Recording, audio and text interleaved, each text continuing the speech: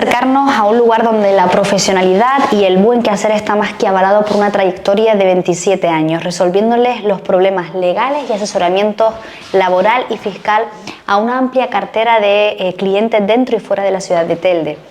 Quisimos estar con nuestro invitado de hoy cuando estrenaron nueva sede donde nos encontramos ahora mismo. Ejerce la profesión de graduado social en el ejercicio libre desde el año 1995 y la de abogado colegiado desde el año 2010. Además, ejerce como profesor asociado de la Universidad de Las Palmas de Gran Canaria en el área de Derecho del Trabajo y profesor colaborador de la Universitat Oberta de Cataluña. En la actualidad es el asesor jurídico del Ayuntamiento de Telde, área laboral desde enero del año 2019, así como asesor del Ayuntamiento de San Bartolomé de Arrecife de Lanzarote. Estamos con José Ramón Damaso Artiles, socio, director, abogado y graduado social de Damaso Abogado y Asesores. Buenos días. Hola, buenos días. Encantada de que estés con nosotros y que nos hayas recibido. Encantado de ustedes. Sin duda, señor Damaso, los avances son indispensables en todas las actividades, pero desde luego algo tan importante como las leyes juegan un papel primordial. Por lo tanto, sí o sí tienen que avanzar. ¿Lo han hecho mirando a un largo plazo? Bueno, hay que decir que desde la pandemia del año 2020, el COVID-19, ha habido toda una corriente legislativa en el campo del derecho al trabajo y seguridad social que nos ha tenido constantemente en estudio. Hay algunas de las normas que han evolucionado, que han servido de, digamos, de punteras a nivel no solo español, sino también a nivel europeo, como puede ser el trabajo a distancia, el llamado teletrabajo más conocido. Pero el resto de normas han sido modificaciones que han venido imperadas o imperativas por medio de sentencias del TSJUE o sentencias del Supremo, y hasta culminar en la ansiada reforma laboral del 32/2021 de diciembre, en el que se intentó pues dar un avance en el mundo de las relaciones laborales en cuanto a la contratación indefinida, y que está todavía por ver si sus efectos son los deseados. Señor Damaso, ¿recuerda sus comienzos? ¿Le costó ganarse la confianza de sus primeros clientes? ¿Y cuál cree que fue la mejor publicidad pues, para hacerse su cartera y demás? No solo hacerla, sino además mantenerla, porque lo importante no es llegar, sino mantenerse, ¿no? Efectivamente. Yo empecé en el año 1995, con apenas 26 años, había acabado la carrera compatibilizándola con mi puesto de funcionario en el Servicio Canario de Salud, y empecé a ejercerla en una localidad, mi localidad, Telde. Podía haber elegido cualquier otra, pero yo quería desarrollar mi actividad profesional aquí en Telde.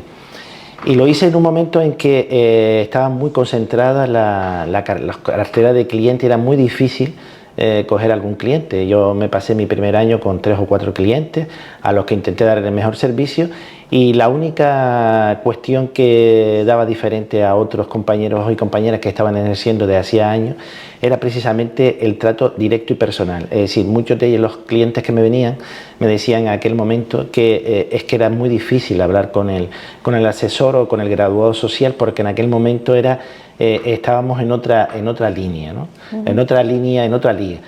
Sin embargo, nosotros empezamos a trabajar poco a poco, dando un trato personalizado, y costó los primeros años bastante. ¿Por qué? Porque el mercado estaba muy concentrado, y el boca a boca fue lo que fue dando lugar a que nosotros vayamos creciendo también. ¿Y en aquellos momentos soñó o pensó que en algún momento su familia formaría parte de su equipo de trabajo? Bueno, pensarlo era muy difícil, porque en aquel entonces mi hijo el mayor tenía 3 años, el pequeño no había nacido todavía, y jamás pensé que a largo plazo pudiera tener o visualizar que mis hijos estuvieran en el despacho y que mi esposa también estuviera en el despacho, ¿no? Era muy difícil de prever. Sin embargo, las cosas fueron fluyendo, fueron surgiendo, ellos fueron cogiendo sus caminos. Yo creo que lo más importante es mantener una línea de criterio sobre los que quieran hacer, darle libertad a los hijos para que hagan lo que ellos crean más conveniente, y al final ellos eligieron pues estudiar una carrera de jurídicas y estar con nosotros y estar en el despacho, ¿no? Podían haber elegido estar en cualquier otro lado, en Madrid. Mi hijo el mayor estuvo en Madrid en un despacho importante desarrollando su labor. Sin embargo, se quiso venir para Canarias para estar en el despacho, y eso también te da energía cara al futuro, ¿no? Cara a crear, a construir algo mucho mayor. La última incorporación fue la de Mónica, la que es abogada y CEO del despacho en el año 2020, que es mi esposa, y la verdad es que con eso hemos completado el círculo que no pensé en su momento y que supera cualquier sueño que tenga un profesional.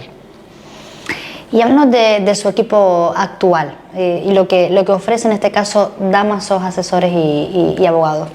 Bueno, nuestro despacho se ha ido construyendo a base de profesionales en las diferentes áreas. Nosotros tenemos dos áreas bien diferenciadas, que es la parte técnica, donde tenemos economistas, licenciados en ciencias empresariales, graduados social y técnicos contables, y después está la parte jurídica, que nos dedicamos a todo lo que es el tema jurídico laboral, principalmente mi hijo y yo. Pero además ahora, en los últimos años, hemos introducido en la parte jurídica por unos compañeros colaboradores en el área civil y penal que nos está ayudando a crecer paulatinamente en este área, ¿no? Ofrecemos un servicio profesional con unos profesionales que también están cualificados y sobre todo formados porque nuestro gran reto es constantemente formar a nuestro equipo para que estén mejores preparados y puedan afrontar los retos que vienen. En uno de sus artículos de opinión decía: yo estoy por la lucha de una profesión de futuro que viva, es decir, apostar por lo que quiero que sea mi profesión y arriesgarme a pensar y pelear porque ella crezca en todos los sentidos. ¿Son estos momentos difíciles para los graduados sociales? Son muy difíciles porque desde el año 2020 no hemos podido levantar cabeza con todo el trabajo que nos ha venido derivado de las diferentes modificaciones. Pero es que además nuestra profesión se ha construido en estos 50 años en base al esfuerzo de muchos graduados y graduadas sociales durante estos 50 años que tenían una meta clara, que era la dignidad de la profesión, la excelencia de la profesión. Sin embargo, en los últimos años nos hemos convertido casi más en una extensión de la administración pública porque nos carga a nosotros con aquellas actividades que la propia administración pública hace y nosotros no hemos sabido aprovechar esa esencialidad de nuestra profesión durante la pandemia y sobre todo, como digo yo, no solo fuimos esenciales, sino también fuimos fundamentales para poder desempeñar los ERTE del 90% del tejido productivo español, que son las pequeñas y medianas empresas. En este sentido, yo siempre he apostado durante mis 18 años que estuve en obligaciones colegiales, 6 como vicepresidente y 12 como presidente del Colegio de Gran Canaria de Fuerteventura, aposté siempre porque existiese una profesión viva, reivindicativa y con respeto, porque creo yo en este caso, que la excelencia profesional y grado social tiene que estar por encima de cualquier actividad política y reivindicar lo que son nuestros derechos, que no seamos una mera extensión de la administración. Y también dice usted, los graduados sociales deben ser reconocidos como profesionales que garantizan esa tutela judicial, que garantiza el ejercicio de la justicia social de los justiciables. Que no estemos recogidos de alguna manera en la Ley de Derecho de Defensa es un sinsentido y una falta de tacto del Ministerio con nuestra profesión. Ustedes dependen del Ministerio de Trabajo y Economía Social, que pertenece a la vicepresidenta Yolanda Díaz, y no encuentran la solución con ella, ¿no? No es optimista, entiendo, ¿no? Bueno, no soy optimista ni con Yolanda Díaz ni con el Ministerio de Justicia, porque nuestra profesión, el graduado social, es una única profesión que existe en el mundo, principalmente que se dedica a una parte técnica y una parte jurídica, reconocida por la ley, la parte jurisdiccional.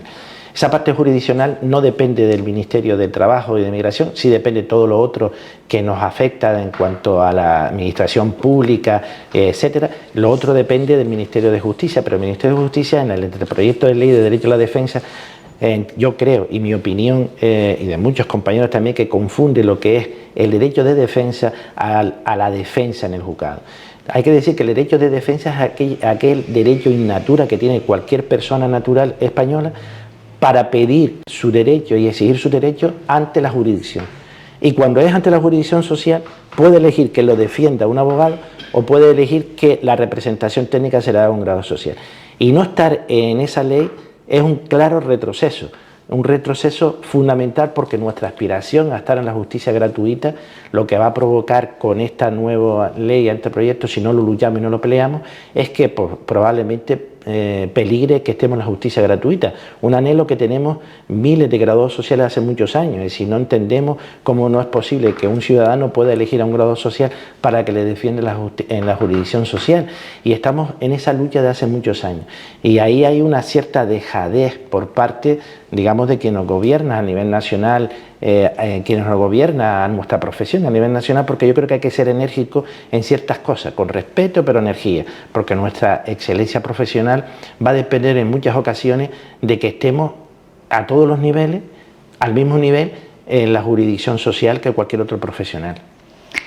¿Qué significa ser asesor jurídico de un ayuntamiento? ¿Cuál es la función de ustedes? ¿Que prevalezcan los asesoramientos, el interés general, el lucrativo para la institución o la decisión política?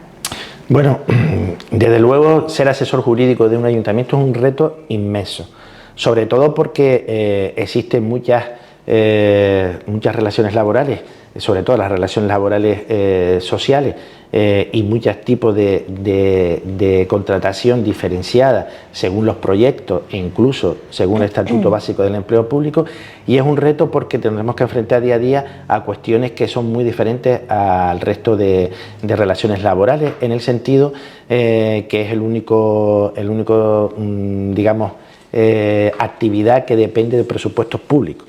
Por lo tanto, lo primero que hacemos cuando estamos defendiendo a un ayuntamiento es mirar el interés público general. Es decir, disparar con pólvora ajena es muy fácil, ¿no? Entonces, cuando un trabajador demanda a un ayuntamiento, aparte, el ayuntamiento, primero que nada, tiene que velar por los derechos generales de cualquier ciudadano, incluidos sus trabajadores, pero también tiene que velar por el interés público general del bien tutelado, que son sus ingresos. Y por lo tanto es dinero público. Y en ese sentido nosotros lo que hacemos es defender a los ayuntamientos, a las entidades públicas, mirando el interés general, mirando el bien de los recursos económicos de una entidad pública, porque es de todo, no es solo de la persona que denuncia, pero también equilibrando el derecho que tiene el trabajador a reivindicar sus derechos en el caso que se entienda que no es adecuado. Es cierto que la mayoría de las acciones que tienen el personal de la administración con la administración viene siendo principalmente por la estabilidad en el puesto de empleo. Hay muchos indefinidos no fijos. Gracias a Dios el Real Decreto 20/2021 pues estableció una puerta para la estabilidad de ese personal, por lo tanto cada vez es menor la litigiosidad, pero sí es verdad que es importantísimo tenerlo controlado porque es lo que perjudica. A mí en concreto jamás me han dicho cómo debo de llevar un procedimiento, por dónde tengo que ir.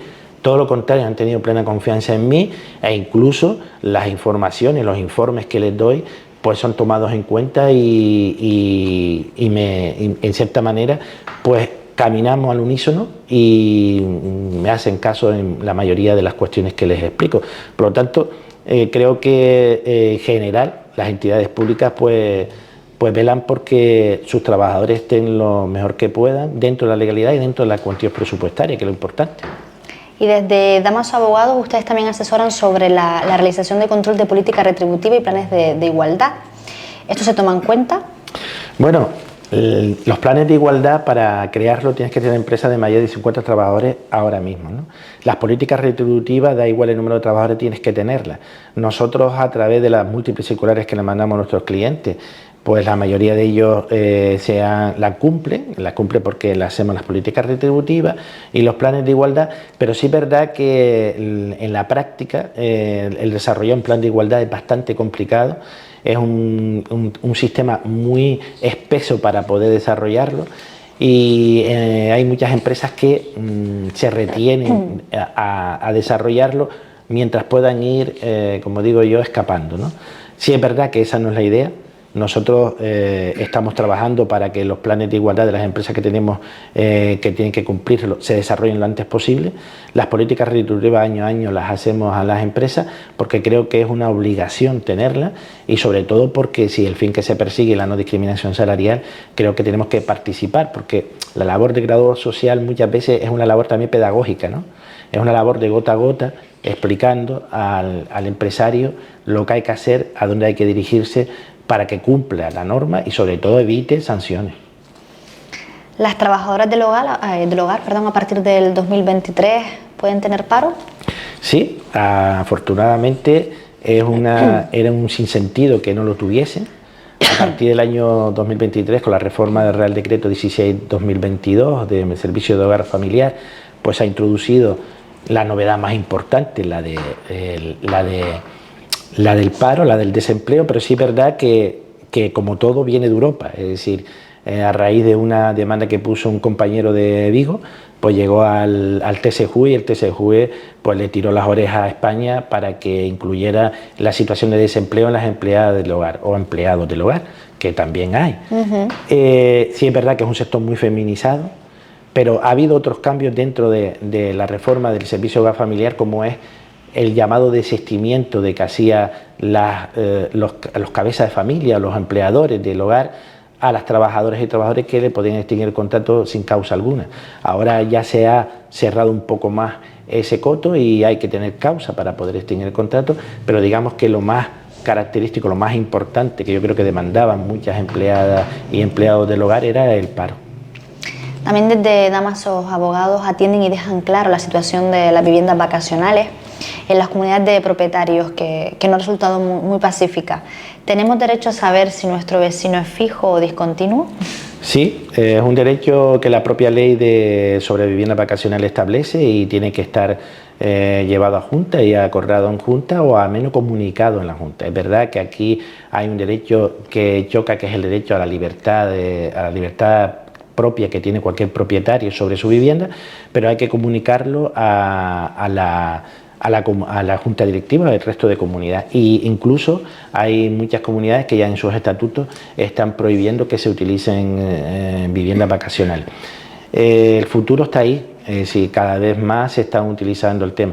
Lo único que hay que tener en cuenta es que lo que deben tener en cuenta los propietarios que quieran utilizar su vivienda como vivienda vacacional es que hay que respetar el resto de comuneros. Es decir, yo creo que ningún comunero se negaría que exista una vivienda vacacional siempre y cuando se respete los límites de la propia convivencia, que muchas veces el gran problema que hay viene por la falta de respeto a la convivencia, deshoras de entrada, suciedad en la escalera, etcétera, etcétera. Gente que no son muy apropiadas también. Entonces, todo esto afecta mucho a una comunidad de vecinos. Estamos hablando que es donde vive uno, donde es su techo, ¿no? Entonces, hay que respetarlo. ¿Y qué valoración hace de los efectos de la inflación y si cree que las entidades bancarias volverán a complicarnos la vida con las hipotecas? Pues fíjese que hemos pasado de una deflación con el gobierno de Rajoy a una superinflación casi con el gobierno actual, fruto también, es verdad, de los acontecimientos internacionales que han habido, pero también es verdad que hay que acotar de alguna manera y hacer políticas activas que vayan en dirección de aflojar la presión de la inflación que estamos teniendo ahora mismo. Es imposible sostenerlo ya desde la cesta de la compra a cualquier otra cuestión. Por ejemplo, en el caso nuestro nos han subido entre un 3 y un 15% los materiales de oficina, es decir, papel sobre todo. Entonces es importante, y esto es imposible que se los traslade a los clientes, porque entonces perderías clientes a pasos agigantados, porque el cliente también está sufriendo esa inflación en sus empresas. Entonces es momento de que todos arrimemos juntos y salgamos de aquí. Pero si usted me dice trasladar los efectos de la inflación a los efectos de las hipotecas, yo creo que lo que ocurrió en el 2008 no va a volver a ocurrir. Es decir, los bancos han aprendido que no podían quedarse con viviendas y que no podían tener viviendas en un fondo para que luego viniera el banco malo y se la llevara, y ahora lo que están haciendo, y ya las políticas que están haciendo muchas entidades bancarias, es negociar cómo no repercutir al hipotecado esos precios. ¿Cómo? Pues a través de una suspensión o una congelación de la subida, porque tengan en cuenta que el Euribor también sube, la inflación sube, el Euribor sube.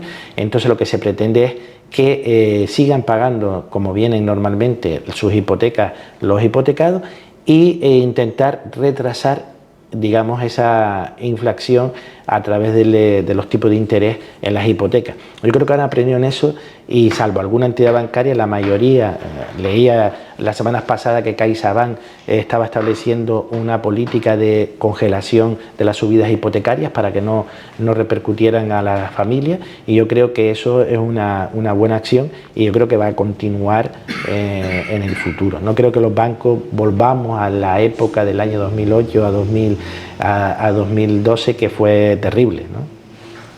Y ya pues para finalizar, ¿cómo ve la situación económica y laboral de la ciudad de Telde?